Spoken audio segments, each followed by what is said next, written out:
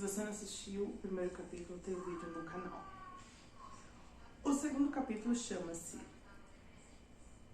O Caminho para Escapar do Sofrimento. E ele diz assim, que a maior parte do sofrimento humano é desnecessário. Ele se forma sozinho, enquanto a mente superficial governa a nossa vida. O sofrimento que sentimos nesse exato momento é sempre alguma forma de não aceitação, uma forma de resistência inconsciente ao que realmente é. No nível do pensamento, a resistência é uma forma de julgamento. No nível emocional, ela é uma forma de negatividade. O sofrimento varia de intensidade de acordo com o nosso grau de resistência ao momento atual.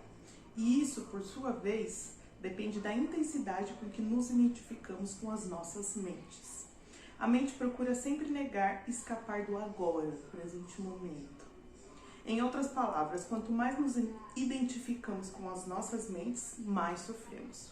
Ou ainda, quanto mais respeitamos e aceitamos o agora, mais libertamos da dor, do sofrimento e da mente.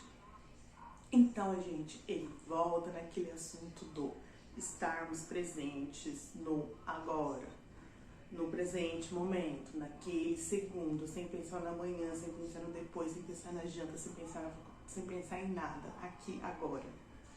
Aí ele continua. Imagina a Terra sem a vida humana, habitada apenas por plantas e animais. Será que ainda haveria passado e futuro? Será que as perguntas que horas são, que dia é hoje, teriam algum sentido para um carvalho ou uma águia? Acho que eles ficariam intrigados e responderiam, claro que é agora, a hora é agora, o que mais existe? Não há dúvidas de que precisamos da mente e do tempo, mas no momento em que eles assumem o controle das nossas vidas, surgem os problemas, o sofrimento e a mágoa. Ou seja, pra gente só é importante, o que deveria ser importante seria o agora. Porque é o agora que a gente vive, gente. É no agora que a gente pode mudar, é no hoje, é nesse segundo que a gente pode fazer diferente. Não é amanhã, não é depois, não é quando eu terminar a faculdade, é agora. Hoje você tem que começar a fazer diferente. Aí ele continua falando que a gente acumula sofrimento e esse sofrimento ele toma conta do corpo e da mente da gente.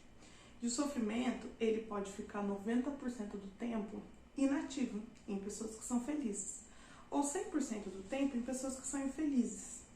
Gente, quantas pessoas vocês conhecem que só sofrem, só tem problema atrás de problema, problema atrás de problema?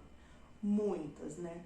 Por quê? Porque ela mesma cultiva esse sofrimento, ela mesma planta esse sofrimento, ela mesma já fica inventando o sofrimento na cabeça dela. Vocês entenderam? Aí aqui o entrevistador pergunta, o que acontece ao sofrimento quando nos tornamos conscientes o bastante para romper nossa identificação com ele? Ele responde, a consciência cria o sofrimento, a consciência transforma o sofrimento nela mesma. São Paulo expressa esse primeiro universal de uma forma linda ao dizer, tudo é revelado ao ser exposto à luz, e o que for exposto à própria luz se torna luz. Assim como não se pode lutar contra a escuridão, não se pode lutar contra o sofrimento. Tentar fazer isso poderia gerar um conflito interior e um sofrimento adicional. Observar o sofrimento já é o bastante. Observá-lo implica aceitá-lo como parte do que existe naquele momento. Ou seja, quanto mais luz, quanto mais entendimento você tiver dentro de você, menos o sofrimento vai te atingir, menos os problemas vão te atingir. Porque você sabe que aquilo é passageiro, você sabe que aquilo vai passar, você não segura aquele sofrimento para você, você não segura aquele problema para você. Pelo contrário, você tenta resolver ele. Você tem a mente aberta para resolver aquele problema, aquele sofrimento. Resumindo o processo, concentre a atenção no sentimento dentro de você. Reconheça que é o sofrimento. Aceite que ele esteja ali. Não pense a respeito. Não permita que o sentimento se transforme em pensamento. Não julgue nem analise. Não se identifique com o sentimento. Esteja presente e observe o que está acontecendo dentro de você. Perceba não só o sofrimento emocional, mas também a presença de alguém que observa. O observador silencioso. Esse é o poder do agora, o poder da sua própria presença consciente. Veja então o que acontece. Então, o que ele diz aqui, gente? Ele diz que você tem que ter o sentimento, sim, ok? Mas você não pegar ele, não segurar ele. Você deixa aquele sentimento que uma hora ele vai passar, ele vai embora, entendeu? Você não tem que cuidar dele com o nenenzinho, se carregar ele no colo, ninar esse sofrimento. Não.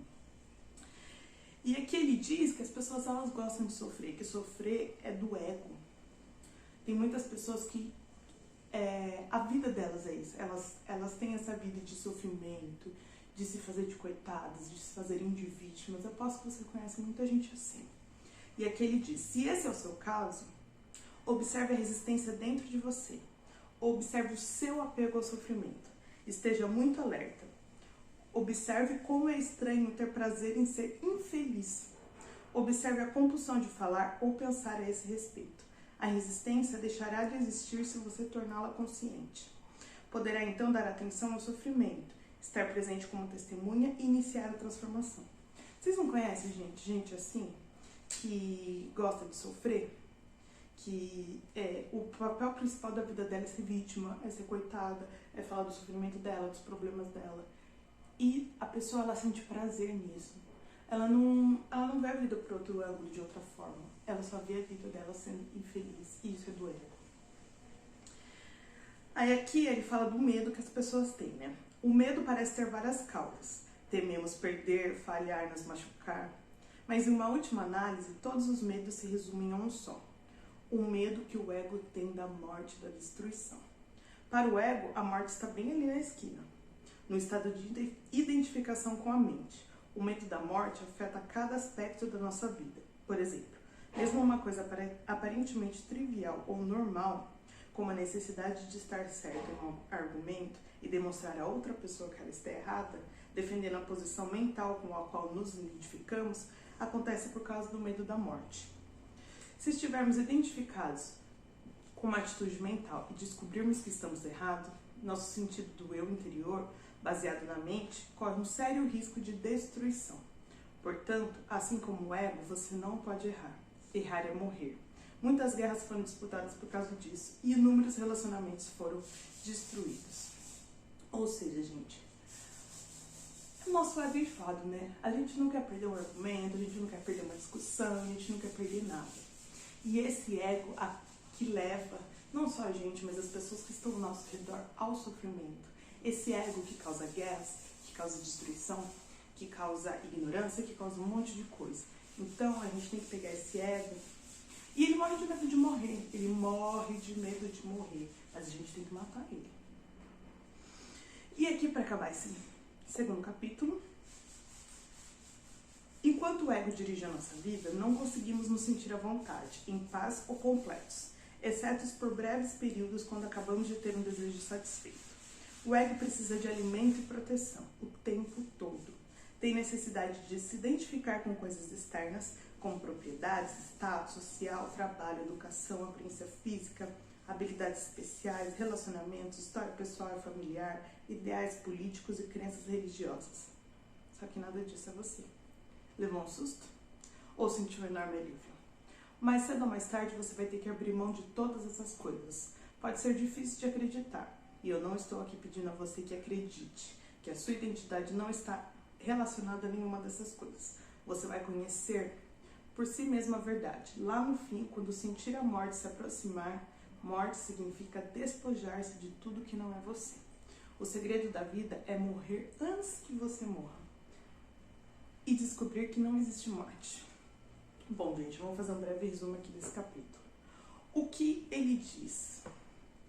Ele diz que a gente tem um ego muito inflado e que esse ego ele acaba atrapalhando a nossa vida, porque o ego ele quer status, ele quer classe social, ele quer propriedades, ele quer bens materiais e às vezes nada disso é você, é só o seu ego falando mais alto, é só o seu ego querendo competir com alguém que comprou um carro mais novo, com alguém que tem uma casa maior, com alguém que estuda numa escola melhor, enfim. A gente tem que entender quem realmente a gente é, o que realmente tem valor pra gente, que só a gente sabe o que realmente vale a pena na nossa vida, o que realmente a gente quer. Não interessa se o outro tem um carrão, se o outro tem uma casona, se o outro ganha $1 milhão por mês, não interessa. O que que interessa é o que você realmente deseja. Mate esse ego. Mate todos esses desejos que não são realmente seus e viva sua vida do jeito que você quiser, porque só você sabe dela.